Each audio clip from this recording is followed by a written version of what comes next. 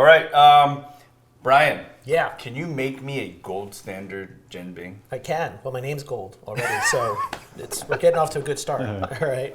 So here's the batter. The batter is a mung bean-based batter. Mung bean, white flour, and Chinese 5 spice is what really gives it that authentic Chinese batter flavor, different than a French crepe, right? Now you're spreading. Now this is always like it's in the wrist, right? A little bit in the wrist.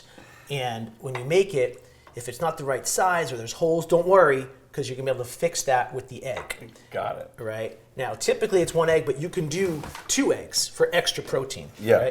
Right? So crack in there, getting on, okay, tossing. Gotcha. I got you, man. And now you're using the same crepe spreader here to break up the egg, right?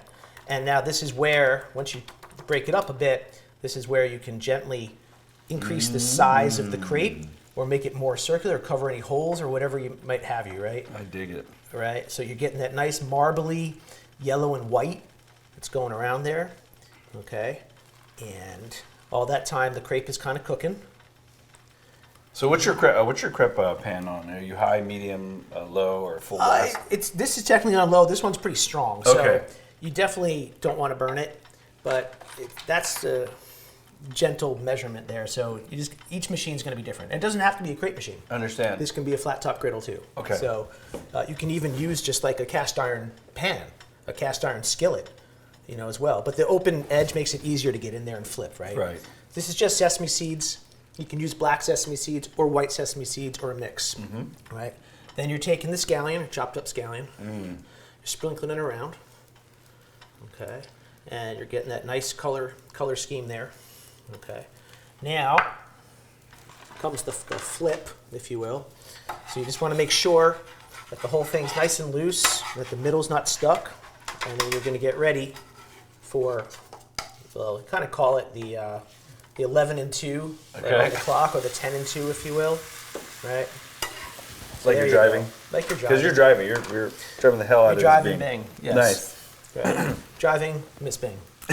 Right. Okay. So hoisin sauce here, but in China, different sauce. Yeah, in China, they use a tianmianjiang, which is a fermented bean paste, which is also sweet, but has a little more of a funk to it, right? Hoisin sauce is just kind of sweet. Yep. Right. And to your liking, right? But we like it kind of saucy. All So now right. here's the sauce, right? This is the chili crisp. We have a mild, we have a spicy, right? Depending on how you like it. This is our version. It was definitely inspired by the grandma sauce, or the angry godmother sauce, Lao Gama, the red and yellow jar that you see kind of everywhere.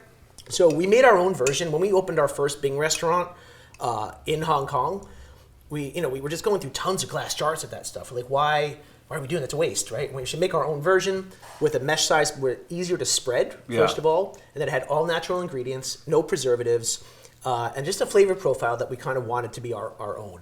And so that's how we made it. We use guajillo, japones pepper, gochugaru, Sichuan peppercorn. We use mushroom powders, porcini and shiitake mushroom powder. That's where the umami comes from. That's a big deal. The onion, garlic, non-GMO oil, a little sugar, a little salt. So there's a little sweetness too. Yeah. Right? And the heat kind of builds up. It doesn't smack you up front, so you can really enjoy it. Right? And you have that mala flavor, that kind of Szechuan peppercorn, almost like numbing heat. So there's Szechuan peppercorn in there. There is. Not too much. Yeah. We don't go too heavy on the Sichuan peppercorn. Oh man. But it's definitely in there. You will feel it. And now you're just you're spreading this out as you will, Jackson Pollock like I like to call it, right? And now you go for your cilantro, which is your favorite ingredient, by the way. Or not. Or not. I like the color of it. Wasn't a big fan of the flavor, but most people like it. Thanks for accommodating me, though. No problem. Thanks for accommodating me. No I really problem. appreciate You it. want more extra? No. I think that's good. Okay. And now this is the crunchy, where the real crunchy part comes from. Is this a fried wonton wrapper? Right. You can use strips too, but this is what gives it the crunch in the middle. It gives it the architecture, and it holds it together when you fold it up. Right. So it holds together like a sandwich. Otherwise, it'll get floppy.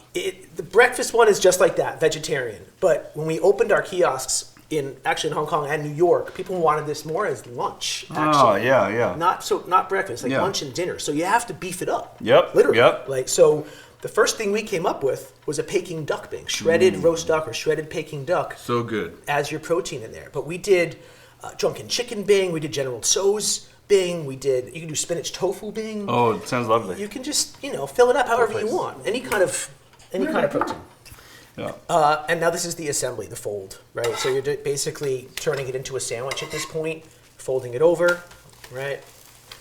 And just like that, pat it down, right? And then you cut down the middle. So it really is kind of like a sandwich at the end of the day, right? And now you have been binged. So what I would do is I would actually take that. Go Drizzle for it, man. straight Drizzle. on there too. Yeah. Yeah. Where do we have? Here you go. I find it easier. And I think I go the spicy first. Yeah. I like drizzle Oh, right on top. Yep. Yeah. There we go. Woo!